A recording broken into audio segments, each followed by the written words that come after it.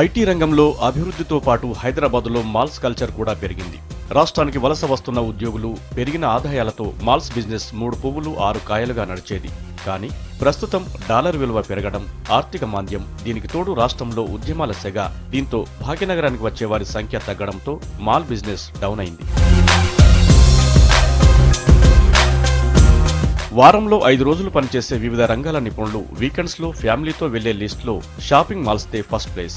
శని, ఆదివారాల్లో mega malls పబ్లిక్తో కలకల్లాడేవి. షాపింగ్, ఎంటర్టైన్మెంట్, ఫుడ్ అన్నీ ఒకే చోట దొరకడంతో ఈ షాపింగ్ మాల్స్లో బిజినెస్ ఫుల్లుగా నడిచేది. వీరితో పాటు నగరానికి వివిధ ప్రాంతాల నుండి వచ్చే ప్రజలు కూడా ఈ మాల్స్లోనే షాపింగ్ చేయడంతో నగరంలో ఇలాంటి మాల్స్ డెవలప్మెంట్ ఎక్కువైంది. కానీ ఇప్పుడు సీన్ చేంజ్ అయింది.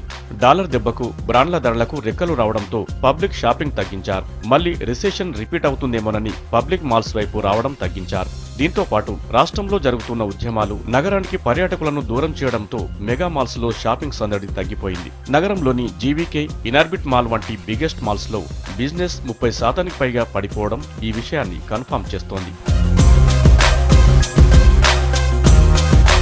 మాల్స్ తో పాటు పబ్లు, రెస్టారెంట్లకు కూడా ఈ వేడి తగిలింది.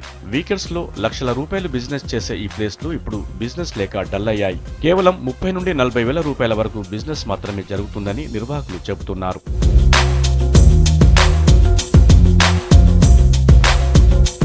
భవిష్యత్తుపై భారీ అంచనాలతో వెలిసిన బడా షాపింగ్ మాల్స్ దివాలా వైపు అడుగులేయడంపై మార్కెట్ వర్గాలు ఆందోళన వ్యక్తం చేస్తున్నాయి.